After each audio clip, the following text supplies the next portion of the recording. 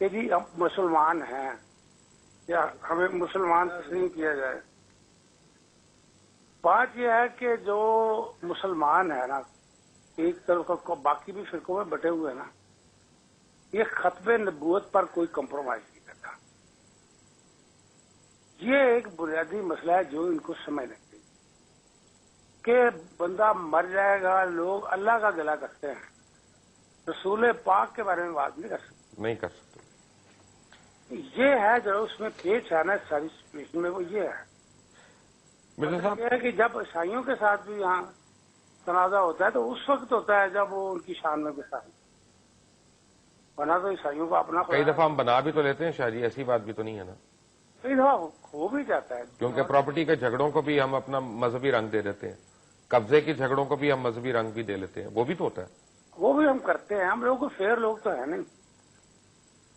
اس میں یہ ہے کہ میں چونکہ ان کا کوئی ایڈوائزر تو ہوں نہیں، میرا خیال ہے کہ انہیں اسمبلی کے فیصلے کو ایکسپٹ کر کے اس کی امپلیمنٹیشن کرنی چاہیے تھی، اور اس کے اندر سے پھر یہ اسٹرگل کرتے ہیں کہ اپنا موقف جو ہے مجھے سمجھانے کی کوشش کرتے ہیں کہ میرا ایک جو جذباتی مسئلہ ہے اور میرے لیے جس سے میں چھٹکارا نہیں پا سکتا، جس پر میں کمپرومائز نہیں کر سکتا، کہ کیا ان کے پاس مجھے ختم نبوت پر ریلیف دینے کا کوئی آرگومنٹ موجود ہے. ایک منٹ شاہ جی، ذرا ایک منٹ ہولڈ کریے گا. مرزا صاحب، جب میرے جیسا کوئی شخص آپ کو مرتد کہتا ہے تو آپ کے پاس اس کا کوئی جواب ہے؟ نہیں، دیکھیں، جہاں تک مرتد کا سوال ہے، وہ جو اسلام چھوڑ کے جاتا ہے وہ مرتد ہے. ہم تو اسلام چھوڑ کے گئے ہی نہیں ہیں. ہم تو، ہمارا جو موقف ہے، عباس اطہر صاحب کا موقف اپنی جگہ، وہ اس کا حق رکھتے ہیں. آپ حق رکھتے ہیں کہ مجھے مرتد کہیں یا مسلمان کہیں، لیکن ہم نے اسلام اپنی طرف سے نہیں چھوڑا.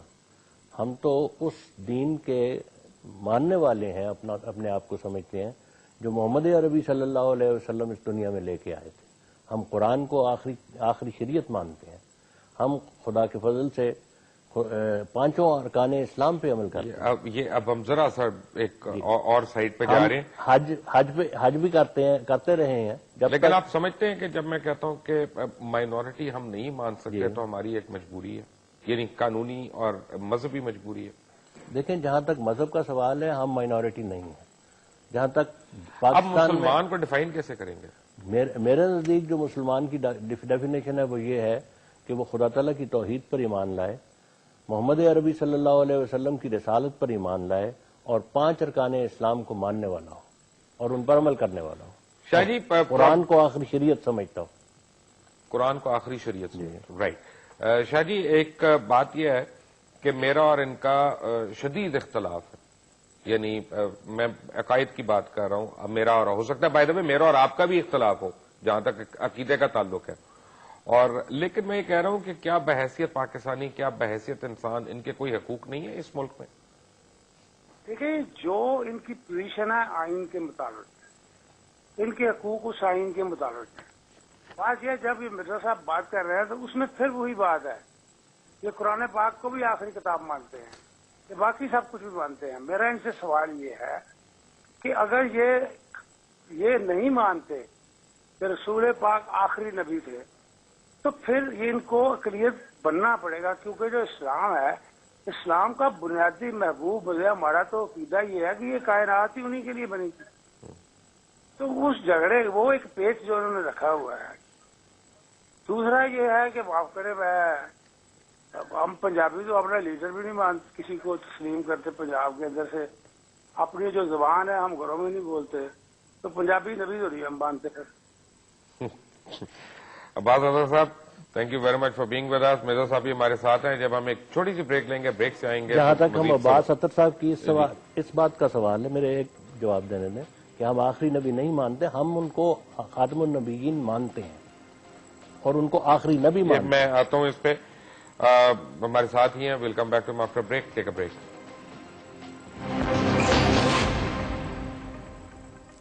Safe and healthy chicken. KNN's.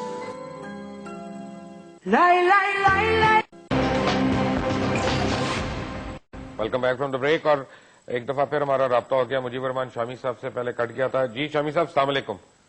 آپ سے وہ کال کٹ گئی تھی، آپ کی بات نہیں ختم ہوئی تھی، سوری. مبشر صاحب ایک بات میں یہ عرض کرنا چاہتا ہوں کہ جہاں تک ہمارا مذہبی جھگڑا ہے نا جی ان حضرات سے، وہ تو جاری ہے اور جاری رہے گا. جی ہاں، یعنی یہ تو ہو نہیں سکتا کہ ہم ان کے عقائد کو تسلیم کر لیں یا یہ ہماری بات تسلیم کر لیں. صحیح بات ہے. حالات ہیں. اس جھگڑے مذہبی کی ہم بات نہیں کر رہے، ہم ان کے سیاسی اور بنیادی حقوق کی بات کر رہے ہیں اور انسانی حقوق کی بات کر رہے ہیں. آپ نے ابھی ایک سوال کیا تھا قائد اعظم کے جنازے کے حوالے سے. جی ہاں، بڑا یہ اہم سوال ہے. اس کا جو جواب دیا ہے مرزا صاحب نے وہ خلاف واقعہ ہے، کیونکہ جب ظفر اللہ خان صاحب سے پوچھا گیا بعد میں کہ آپ نے یہ نماز جنازہ ادا کیوں نہیں کی، انہوں نے کہا کہ آپ مجھے ایک مسلمان حکومت کا کافر وزیر یا کافر حکومت کا مسلمان وزیر سمجھ لیں. یہ ان کے الفاظ ہیں جو ریکارڈ پر موجود ہیں. اور دیکھیے جس وقت لاکھوں افراد قائد اعظم کا جنازہ پڑھ رہے تھے، یہ باہر نکل کے ایک پتھر پر بیٹھ گئے، مگر اس وقت سوسائٹی کا ٹالرنس لیول ایسا تھا کہ ان سے کسی نے کچھ نہیں کہا، ان پر حملہ نہیں کیا. اس کے بعد بھی وہ وزیر رہے.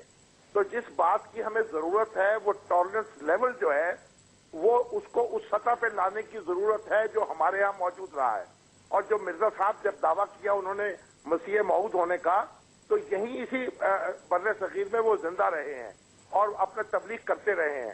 اور ایک بات میں آپ سے یہ عرض کروں کہ جب یہ جھگڑا قومی اسمبلی میں پیش ہوا تو مرزا ناصر احمد صاحب وہاں تشریف لائے تھے اور وہاں جرح ہوئی تھی، ارکان اسمبلی نے ان پر کی تھی.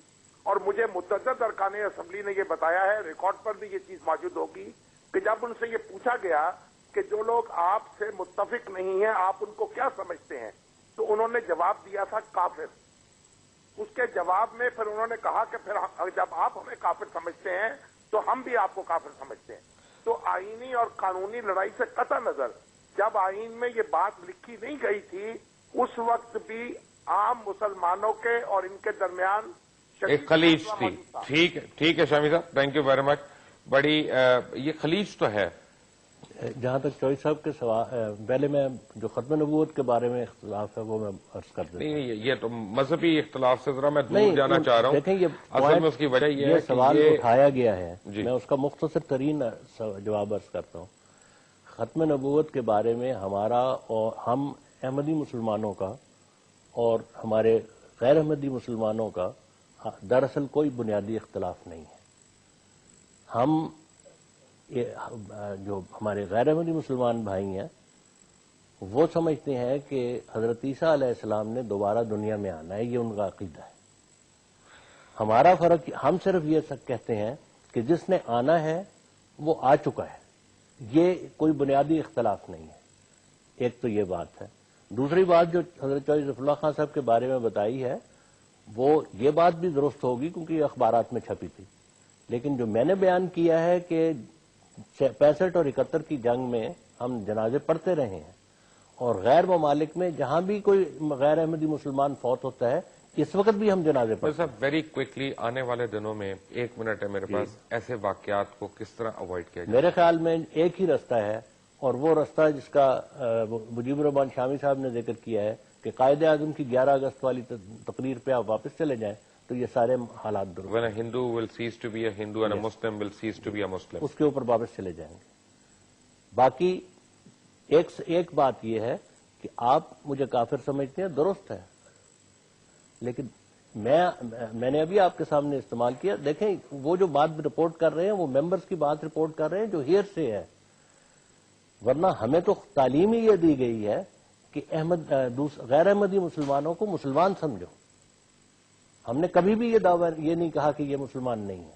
یہ بالکل غلط بات انہوں نے کی. یعنی آپ کی نظر میں میں مسلمان آپ مسلمان ہیں اگر آپ خدا تعالیٰ کی توحید پر اور رسول اللہ صلی اللہ علیہ وسلم کی رسالت پر. اصل میں عباس اطہر صاحب نے جو بات کی ہے نا وہ بڑی اہم ہے. ہم جو قوم ہے نا مسلمان، ہم لوگ سب کچھ ہمیں ٹالریٹ ہو سکتا ہے، ناموس رسالت جو ہے نا وہ ہمارے لیے سب سے بڑی چیز. ناموس رسالت کا جہاں تک سوال ہے ہم اس کی صفحے اول میں ہیں غیر ملکوں میں. چلیں صاحب، کوئی ایسا کام جو آپ لوگ کر رہے ہیں تاکہ آنے والے دنوں میں آپ کی عبادت گاہیں زیادہ سیف ہو جائیں؟ دیکھیں ہماری مسجدوں کا جو سوال ہے، اس وقت بھی آپ نے سوال کیا تھا سیکیورٹی کا.